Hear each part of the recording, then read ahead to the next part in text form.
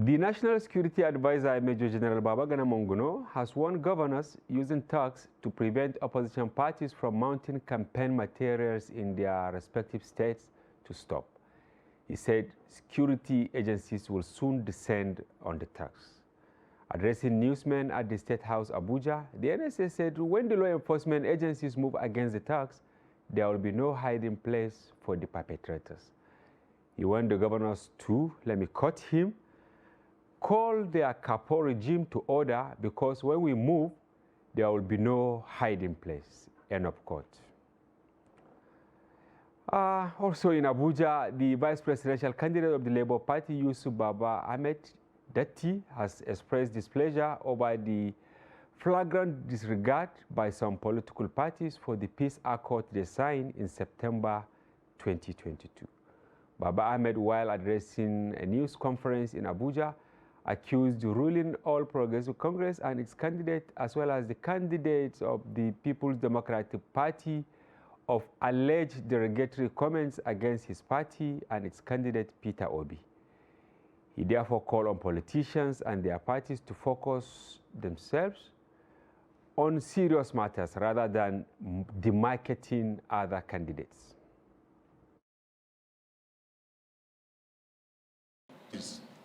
Appear to have crossed the boundaries of decency to transgress our peaceful activities and our focus on political schedules.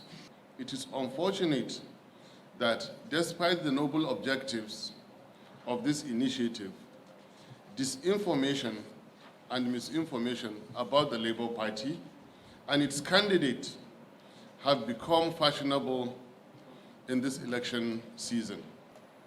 APC's strategy against Peter Obi now appears very clearly centered on promoting falsehood in addition to empty and derogatory personal attacks. And of course, this is because they can find no contentious point of negativity to push. Others are not left out. It is important to underline that oaths of office do not expire with tenure. And hence, the comment that Northern electorate do not need a Yoruba or Igbo leader is greatly at variance with the oaths of office taken in 1999 and 2003 respectively, and the Peace Accord of 2022. The alarm raised by the Labour Party vice presidential candidate isn't the first. As you will recall that in recent past, the chairman of Independent National Electoral Commission, INEC, Professor Mahmoud Yakubu, had also urged political parties to adhere to the letter of peace agreement they signed. Other stakeholders had also described language used by candidates, their spokespersons, and their parties to describe their opponents as distasteful, slanderous, and unpresidential. So tonight on the program, we'll be revisiting the peace accord signed by the presidential candidates of various political parties in September. We'll also touch on sections of the Electoral Act as we discuss ways to address issues of voter inducement ahead of the 2023 general elections. And to do this, we are joined in the studio by a spokesperson of the Datti Obi Presidential Campaign Council, Nana Kazaure. We also have the program manager elections at Yaga Africa, Paul James. Thank you for the invitation. Gentleman and lady, welcome to the studios. Thank you for having me. Yes, maybe you can see our tidbit, the first one, the NSA talking to governors in clear terms that they will descend on their candidates. Yeah, so Paul, you are like a referee, right, from Yaga Africa. What is your take on what he said? Is it late or is actually timely? I think no time is too late, and I think it's also about time that we actually call these governors to order, because most of them have become lords onto themselves. It's almost like we live in a lawless society. We have been engaged in the pre-election phase for a long time now, since June of this year. Yeah, but it is the longest election. Yes, but effectively, from September when the campaigns commenced, we had deployed long-term observers across all the 774 local governments. That is Yaga. Yeah, at Yaga. So we have 822 long-term observers that have been observing and reporting on a bi-weekly basis, but also reporting incidents. And I can tell you top of the charts of what we have been getting is this executive rascality of executive impunity that is happening in some of the states, especially in the southern part of the country. It is becoming worrisome. And I thought somebody need to wield the stick, and I think it is good that this is coming at this point in time, but let it not just end at rhetoric. We want to start seeing action, because you can't close off the space. And I mean, if candidates don't get to meet, if citizens don't get to meet the candidates or understand who to vote for, then the choices are limited. And if choices are limited, you don't call it a democracy anymore. Then, I mean, then an autocracy, not democracy. So I think it is proper that this is happening. And we want to see that in the coming days, if possible, that we begin to have the freest of the campaigns as we wish. Yeah, and Nana, your candidate, you know, represented by the vice presidential candidate, yesterday addressed a world press conference, that is how you tag it, saying there is actually this direct attack on you people. Shed more light on that. Well, when you even look at the campaigns, when we go on our rallies, for example, our campaign aircraft was grounded on trumped-up charges, and it's been a trend that we have noticed. We apply for a venue, it's declined. Nasarawa State, Edo State, and even Ibadan, Oyo State. That was really funny because they said they were planting grass, so they couldn't give us the venue that we wanted at the stadium. That they were planting grass. Who plants grass in Hamatan?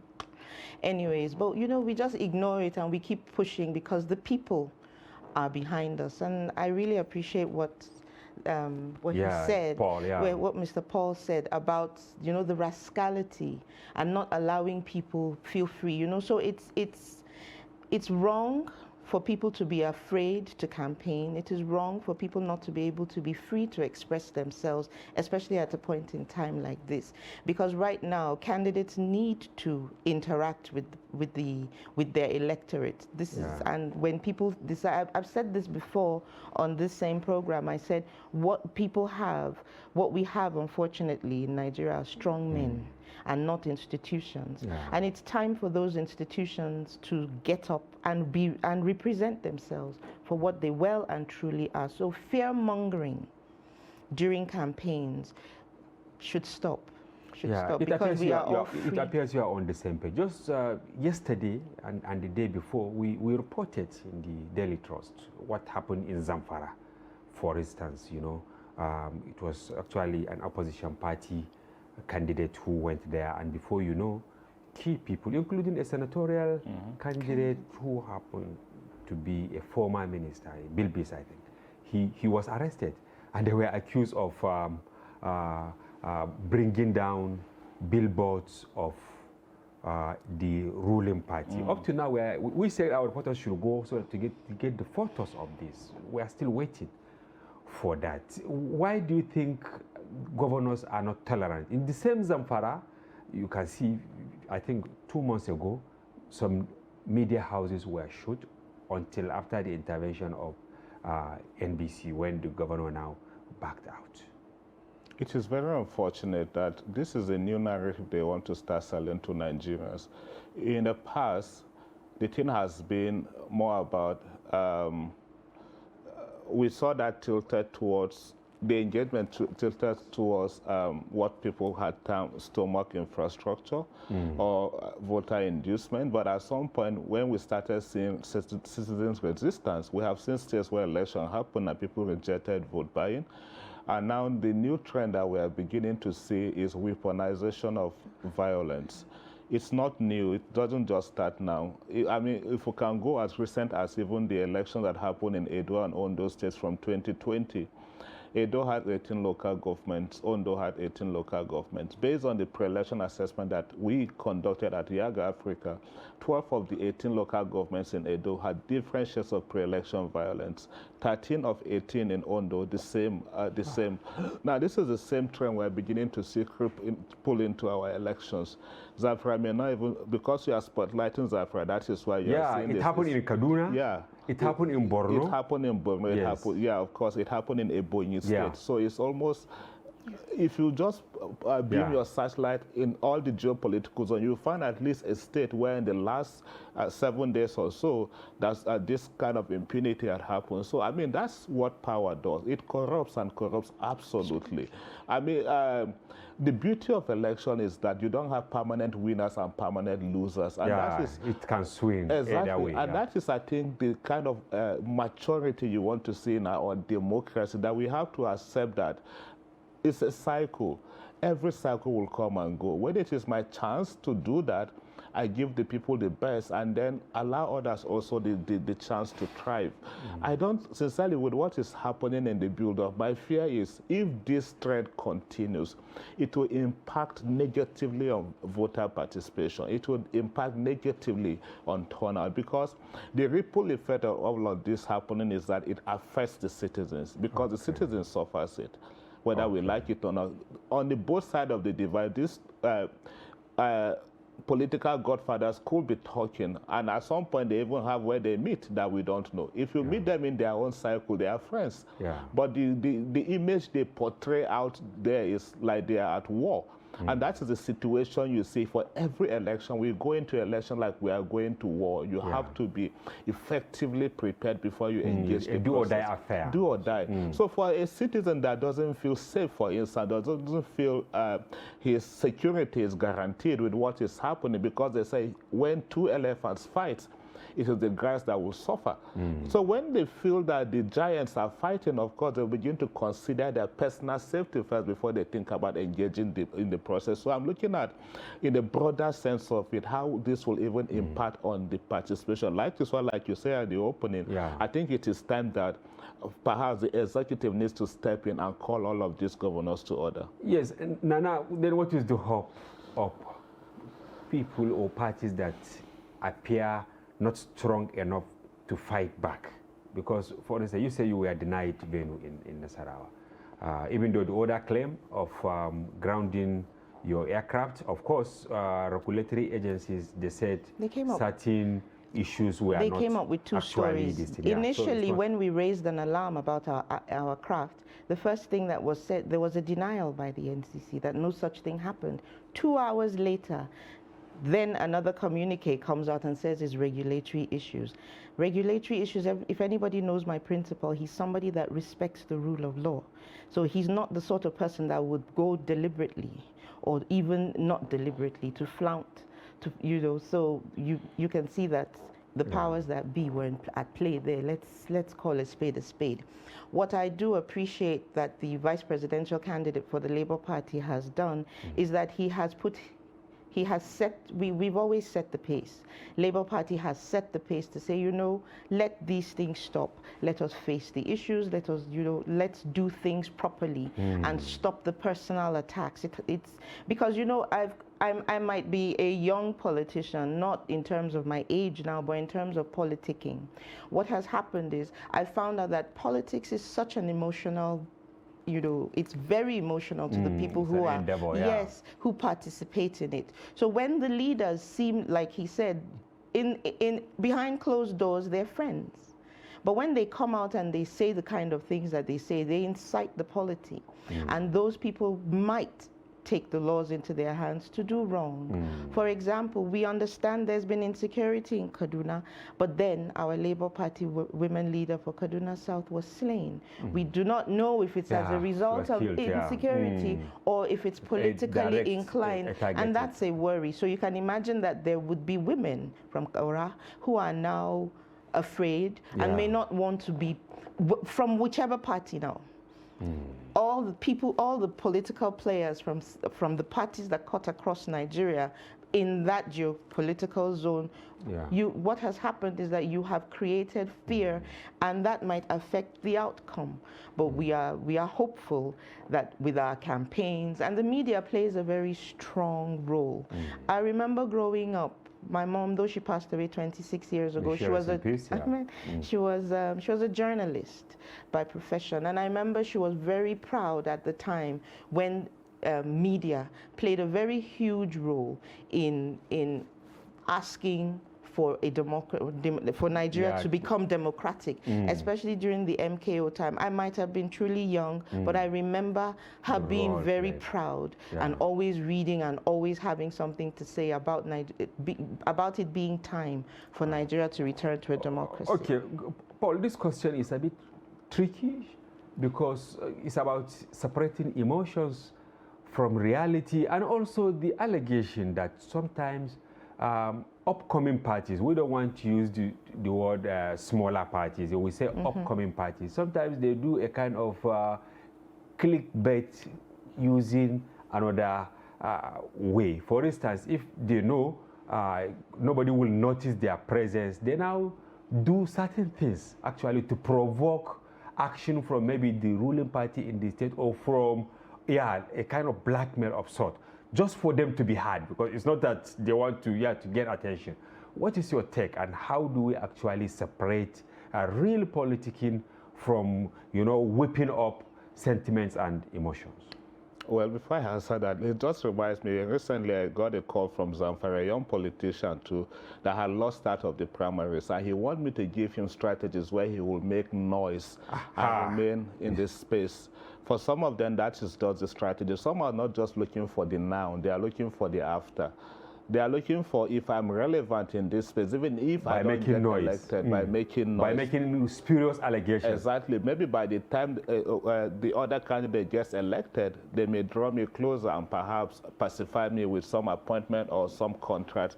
For some, it's a strategy. Sadly, it's a strategy for most times that is even dead on arrival, because I think people are beginning to sieve voters are beginning to sieve the good from the bad.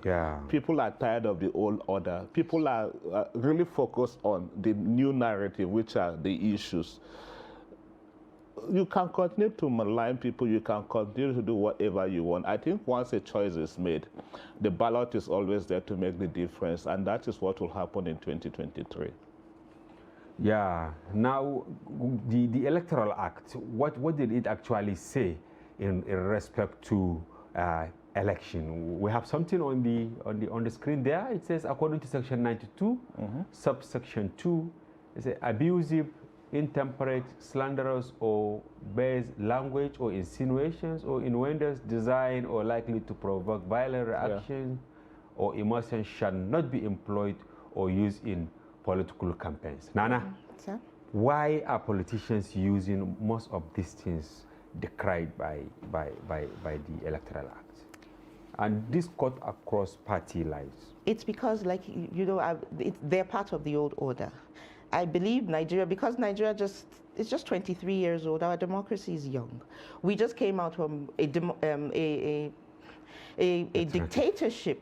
So I think, unfortunately, they feel that that's the way to go, to hit people below the belt, to come out fighting, and that's how the APC took over the PDP.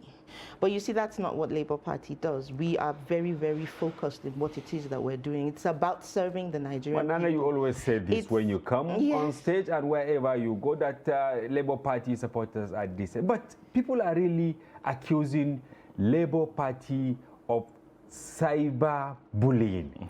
Let's go there. Now, there's two ways to answer that question. One, cyberbullying, it's a lot of the time you find that you cannot beat a child and then tell the child not to cry.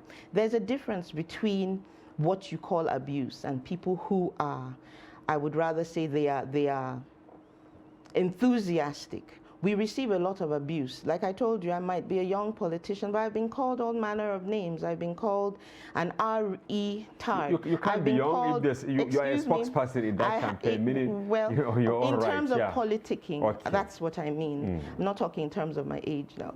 What I'm talking in terms of what it is that I do. So I have been in spaces where I have been called an obidiot, an obidence. I've been called all manner of names, and I, because of maturity, I'm able to walk away. I'm able to let it just roll, like, roll off my back and not focus on that, because I'm focused on something else. I'm focused on my sellable candidates and their candidature and what they bring to the table. So we are insulted too. So when people respond, why is it that that's what they choose to project? It's unfortunate that that's what happens. Now the second thing is, a lot of the time we've come to find out that many of these accounts are even fake. They don't belong to the people who follow the Obidati movement. Yes, it's a ploy from the cyberbullying. Yes, it's a ploy from other parties to put us in the negative and put us in the spotlight for negativity. Because when you look at it, the people we follow, the two men that we were campaigning for, don't operate that way. And so a lot of the time you see that it's a reaction. So we don't have the monopoly on what you call cyberbullying. It's not for us. But I wanted you to first comment on Nigeria, 23 or 24 years of democracy. Is that enough for us to keep misbehaving in the first instance? Yeah, but you can see that most of the actors are not really young. Maybe only this season that you have young people that are making headway into that. So for every election cycle, there are three things that comes to play. Okay. One, the actors. Two, the institution. Three, the issues. And sadly for Nigeria, if you mirror the three elections side by side, three major elections, say from 2015, 2019, and this election that we're planning, you realize that the actors have not changed. All they did was to change their clothing. Yeah, and cross-carpeting from one party to the other.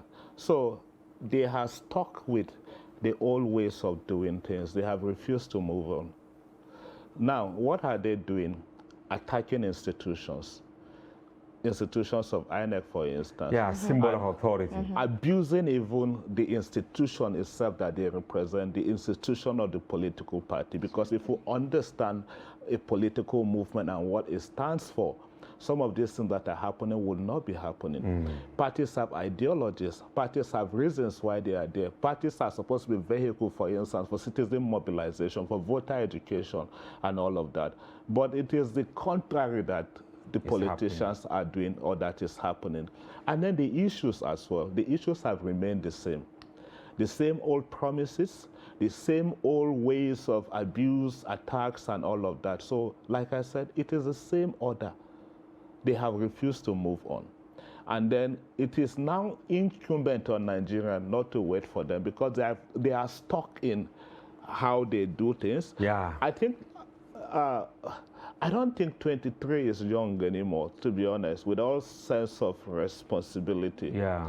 Like at 23. And as Nana rightly said, at 23, they're trying to do something different, right? At 23, we should be maturing and not be stuck in those old ways of doing politics, hatred and all of that. And then the whole thing is done. By the time a person gets elected, you see a different person, and I don't think it is healthy, even for the person that is engaged in that, not even to talk about the democracy. When you talk about Nigeria's democracy, it's sad that if you go online or go in any space and you talk about Nigeria's democracy, the same issues will keep reoccurring. You hear concerns around hate speech, concerns around attacks against women, concerns around attack against personality, ethnic profiling and all of that. So those have still not changed. We have not grown out of them. And I think it is time that that has to start from a personal responsibility. The laws are also there. I'm glad you cited Section 92 of the Electoral Act. And then the punishments are also there. It could be, of course, people might argue that because the act you just cited, for instance, Section 91, 92, the punishments are ₦1 million or 12 months imprisonment. who enforced it? Who enforced it? No, that's the problem. Those are the questions. We have the challenge of enforcement, which is one, and which I thought some person may even argue and tell you, oh, but the money is even small. I could just pay 500,000, 1 million and walk away. At least let there be that attempt. So that even the young ones that are coming may not think this is the order, this is the way of doing politics. No, it is not the way of doing politics. But from the tone of Senator Datti, your vice presidential candidate, it's like you people have reached the peak of frustration. Yes, we have. Of sorts, because the tone of his speech is like you people are really ready to maybe fire back. His tone was not insulting, like how we have been insulted. And there's proof. I noticed during your commentary, you said alleged. Yeah. We have thank God the internet doesn't forget. Many of these things are there for you to go and verify that we have been called all manner of names. I will not repeat what an ex-governor said about our presidential candidate, referring to his name. So Senator Datti, when he spoke yesterday, he was firm. And he just made it plain that it should just stop. It was a call to order. Yeah. Not to say that, oh, we're going to now start doing what they are doing. Like I said, we've always set the pace for decency, for campaign-based issues. And even though we've been called the new kid on the block, it's good that the new kids on the block are the ones setting the tone for how Nigeria should go in her democratic process, in the process that we're heading towards in February. I want to take point 11 of his speech. Thank you. Because we're talking about hate speech, and we should classify this as hate speech or not. He said, little wonder that their vice presidential candidate, I think he's referring to APC, has consistently put to shame the noble heritage of the great Borno Empire in his unguarded and uncultured public pronouncements, which expose his intellectual laziness and discomfort with empirical facts and arguments. Regular insults, which have now become his trademark, have not spared the current vice president whom he directed to go and sell ice cream, nor the former vice president whom he described as a pure water seller, a noble venture which serves the populace better than a certain white substance. Is this not also maybe revisiting hate speech, Nana? That is not hate speech. When a person has presented himself as Mr. Shettima has done, he has presented himself for criticisms, and the way he has comported himself has been brought to question so many times in the things that he has said, in the way that he has said them. I totally agree with Senator Datti Baba Ahmed when he said somebody who's selling water. He attacked the course that Atiku read, hygiene and all of that. How do you do that? Focus on the things that you're... Exactly. What does that have to do with you coming into office? The course that somebody else read, or that the business that he has chosen to follow. Why should that be your issue? It shows that they have nothing to sell to Nigerians. It shows that the reason why Nigeria is where she has been in 7 years with their failed promises, it's the reason why these are the things he will be bringing to the fore. And I find it very distasteful. And for somebody who has, I've said it before on another channel, for somebody who comes from the pedigree that he does, we expect you to behave better. Even as Northerners, we have how we conduct ourselves, how we compose ourselves. And that's what I expect somebody like him, who is a leader, to always put before self. Thank you very much, Nana. And I will ask you more questions on the speech. Paul, we will take a short break now, so that when we return, you answer some of the issues here. Viewers will go on a break. Please don't go away. Now, as part of efforts to support Africa's goal of strengthening... Now, looking at the activity chart, as you can see right here, a total volume of 130... A Boko Haram crisis that at that time was restricted to Yobe. How secure are they? You can see security men with blood. This is the road leading up to the... Or really, if you look at England squad, you are looking at EPL, you are looking at their names. You are not looking at...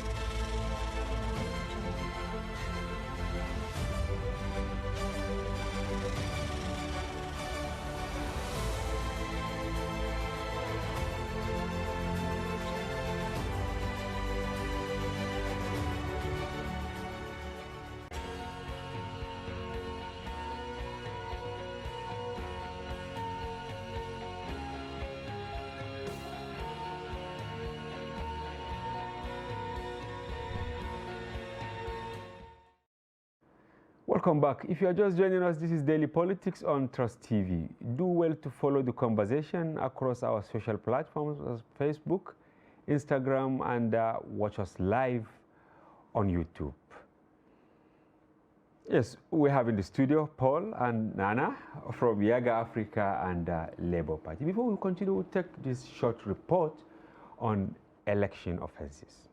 The representative of the Commissioner of Police for the Federal Capital Territory says awareness of civic rights and responsibilities, as well as working with the relevant authorities, will go a long way in addressing majority of the vices recorded during the election season. The police alone can't do the job alone. There's no way we can synthesize the community alone. It's a joint contribution just from the orientation, the National Orientation Agency, because today we have a lot of false information on the internet. The internet is a good place, but we have a lot of false informations, ideologies, which can be changed by this kind of meetings and seminars. When the rightful information is being sent to them, when they know the law, that this is the law, this is what it entails during the election period, this is what each citizen should do. The citizens themselves can arrest. It's not just the police that can arrest. But you can only arrest when you know what is right and what is wrong. For the other stakeholders, it is a matter of equipping the force, improving police-community relations, and synergizing with the public and other partners to rise up to its responsibilities before, during, and after the elections. Now, the IG and the CP himself wants us to be closer to the election coming in 2023. We have been saying that we want it to be free and fair, free and fair, fair and fair. How can we make it free and fair if we don't know the don'ts and the do's of what is expected by us? We, like other stakeholders, are concerned about incidents of violence that are already unfolding in different parts of the country. You know, the burning of INEC offices in some states, the intemperate language that is being deployed by politicians across board, the intemperate language and disinformation, misinformation and fake news that we see on social media platform. The police cannot do it alone. You know, they need other citizens groups to complement the work that they are doing. So far, the Independent National Electoral Commission has recorded around 52 attacks on its facilities across the country in recent times, leading to loss of equipment and infrastructure worth millions of naira. The federal government had, however, deployed security operatives to INEC offices nationwide as part of efforts to secure its assets ahead of the 2023 general election. Sagir Ibrahim, Trust TV News, Abuja. Hot trending report there, right? Talking about, you know, politicians going extra way to, you know, attack symbol of authority. Yeah, including INEC, 52 there as of last count. How worrisome is this? Very worrisome, especially about how it will impact INEC's planning. In addition to these attacks, also there are natural occurrences that have also affected INEC's planning that may also have impacted citizens' participation in the terms of voter card displacements and all of that.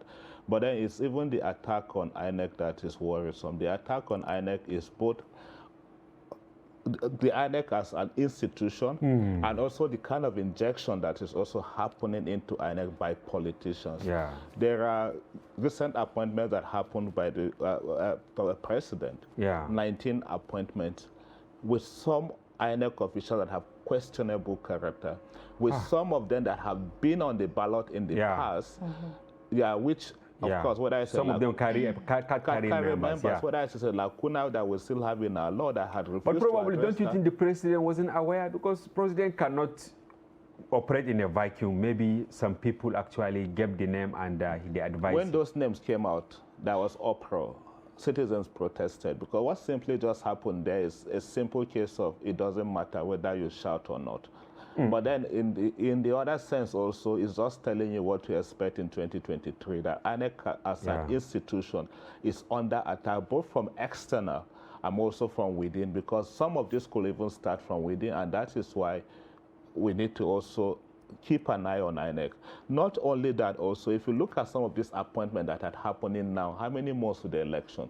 Some of these persons are even inexperienced to manage elections. Yeah, just look at the period between now and the elections. And so maybe they were appointed to do a premeditated... Exactly the point. So, I mean, it is a cause to worry. But for the attacks that have been happening at INEC, the aim at INEC, it did not also start. It started from 2019, just after the election. Between 2019 and early this year, we counted 41, 42 attacks, and now about 10, with the recent one being the one that happened in Ogun and Osun and Ogun State. Whatever is their aim, whatever they hope to achieve, I hope they don't succeed. I pray they don't succeed. INEC as an institution will stand. Now, there are already concerns whether INEC will be able to conduct a nationwide. Because Nana, will you say something on this? You can see we're talking about destructive campaign and the direct attack on institutions of authority. I won't want to say too much on this, but one thing I'll do is I'll call on President Muhammadu Buhari and say to him, sir, the only thing you owe Nigerians now as you're going out is a free and fair election. There was something you said when you were directing your question to him. You said maybe he didn't know and, you know, there was a vacuum. Nature in itself abhors a vacuum. So it's not an excuse for the CNC and the President of the Federal Republic of Nigeria not to be aware of who he's appointing. And if there's an outrage from Nigerians, they should be listened to. The government should not be seen as comatose. These things affect the way the country is run. But, Paul, don't you think political parties are actually giving the room for all these things to happen? Because we're talking about destructive campaign. Just yesterday, you can see how APC and PDP hurl insults at one another. Starting with Oshomole, who was actually saying Atiku, he's not a family, he could not hold his family together, therefore how can he hold Nigeria? And then the other side now said, where is his Cape Verde wife? They have not seen her. I don't know, is this really the time that we should reduce ourselves to direct personal attack by senior citizens? Well, for me, sincerely, for my mental health, it's not everything I listen to. I watch both interviews. Okay, for your mental health? I'm telling you, because some of these things are sincerely not necessary, because they don't even know what to hold on to again. Nothing to hold on to. That is the actors. The actors. You know, those supporting them. No, the actors. They are all the actors. Like I told you, they have been the one and the same. They have just been recycled, the same actors in the last 10 years. Nothing to hold on to. They have told us all the lies. Now it's to become entertainers. They have become comedians. You see them on social media attacking each other, calling each other pedophile, imbecile, and all of that. And then you see them in social functions, hugging each other, laughing at each other. Because when you go to Twitter Space and other platforms, you see the comments. People are not really even, people are confused. That why reduce yourselves to talking about I don't think people family. Are confused. People have reduced these people to who they are. They don't take them serious anymore. They see them as entertainers. Like if you want to really entertain yourself and while away, it's like Nana is interested in this. You know, when he keeps saying you people, I'd like for you to really put a clear distinction. The Labour Party and our candidates. Yes. His Excellency Peter Obi and Dr. Yusuf Datti Baba Ahmed are not in that league. They do not play dirty like that. They do not. They will not even be with you in the mud. So please, I'd like for him to be a bit more specific. But you see, you're also being. You know, your team is also being accused of throwing figures. You know, there are many ways of doing this. No, during fact checking and all that. No. I wasn't even coming to that. Recently. Just to be clear, Nana, the thing I am addressing is because he made reference to two people, and I told him when I started. I also had watched them and I saw what they did, and I thought it's even own child. And I think this is even where the responsibility comes to you, the media, as the media people. Thank you. It's not everything you want to be projecting out there. You are now attacking me. Yes, the two of you. No, but you can see that's why we brought you here. Because to we are always territorial in this kind of engagement. Media doesn't want to be attacked. Party don't want to be attacked. No, we do our best here. That is why we bring every other person to ventilate. We provide a platform. That is why this unnecessary rhetoric will continue. Okay, I think you are generalizing now, like the platform, but you can see here. This is exactly the point now. When I mentioned this earlier, I said, no, it cannot be us. Now you are saying I'm generalizing. No, the generalizing in the sense that, you know, when you say you, it can that be... That is supposed to be censorship. And it starts with the self-censorship. Yeah. Sincerely.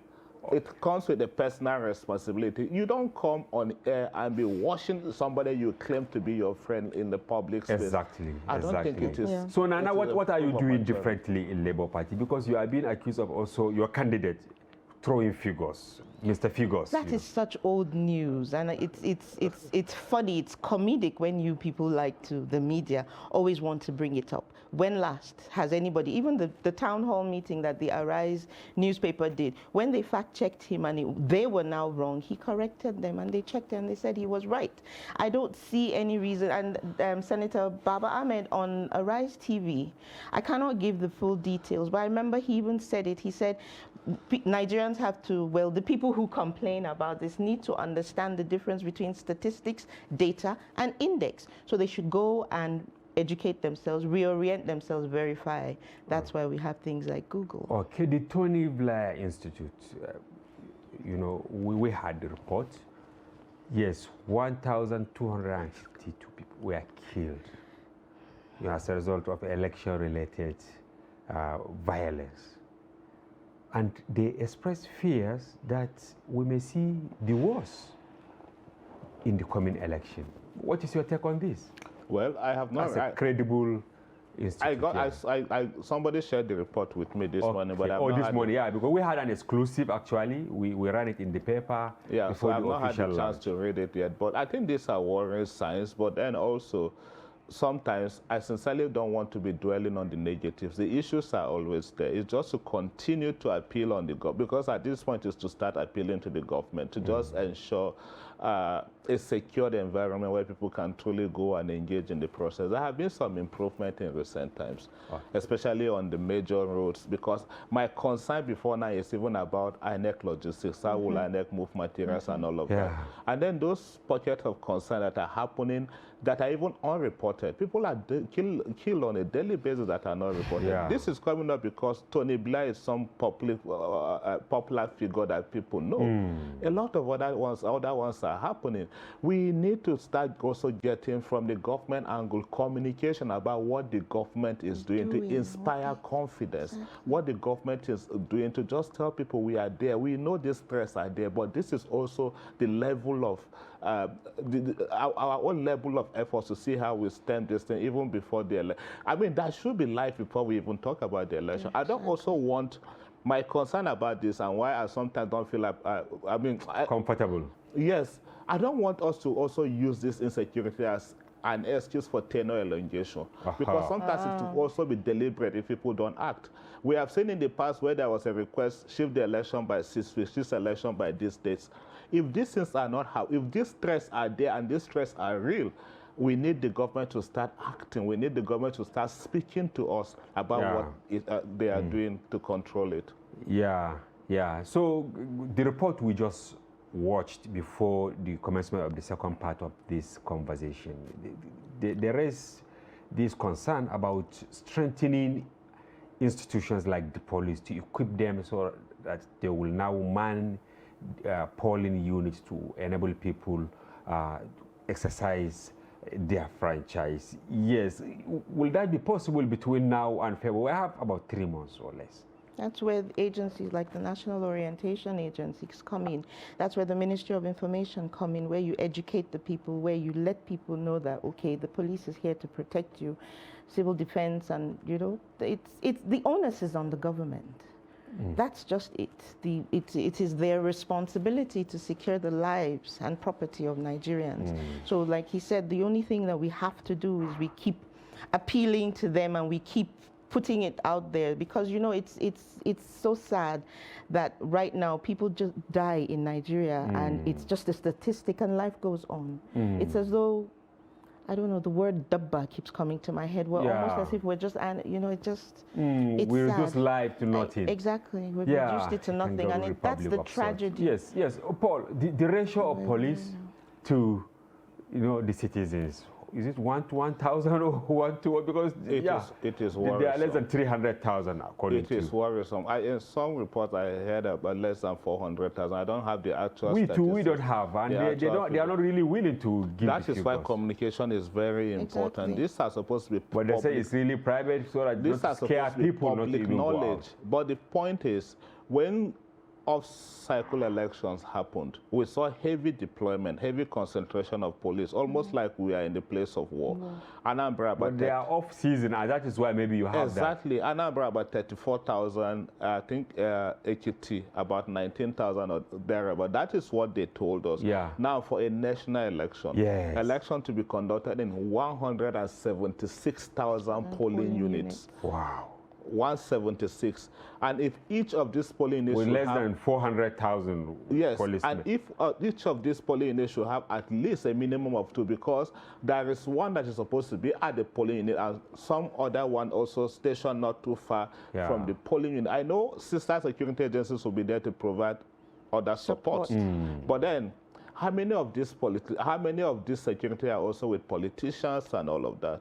It is time to have the real numbers, and then if some sort of recruitment will also need to happen between now and the election, just to beef up the number perhaps. If the resources is there, fine, but we need to know the actual numbers and we need to know the threats that are ahead. And there is this claim that the police is also reducing to private security outfits.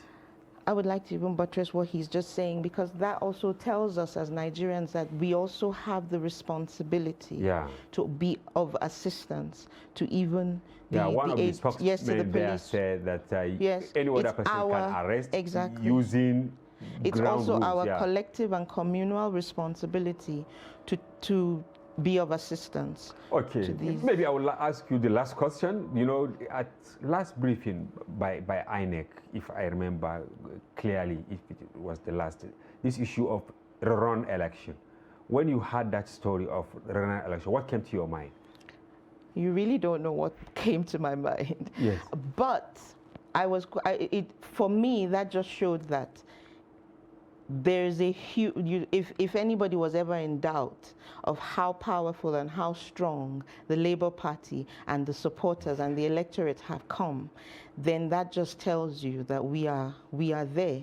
Because it's never happened before, as far as I know, that INEC is preparing for. Well, they said they've been doing it earlier. They don't make it public. Yes. So you are sure of your candidate?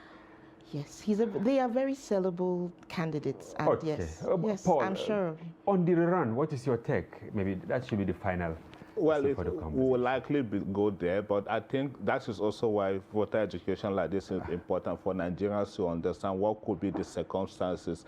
By our electoral law, before a president emerges, a candidate emerges in an election, the person has to put 50 plus 1% of the vote and score a quarter of the vote in 24 states. Until you don't reach that threshold, then we talk about a run. And with what we are seeing, with how competitive this election is, we could likely get there. And what happened in the case of run, I think within a window of 21 days, INEC is supposed to go plan for the candidates that have the second most highest vote, and then they'll go for that process of run. So it's just it's just about planning, like she has said. People should be ready. And people should also be ready and understand that this could be the likely circumstance. It's something that is not very regular in Nigeria, but it is likely to happen. And honestly, the reason I raised this to the two of you, and actually to the millions of people watching us, is because the stakes are very high, and there is actually desperation in many quarters that if not our candidate,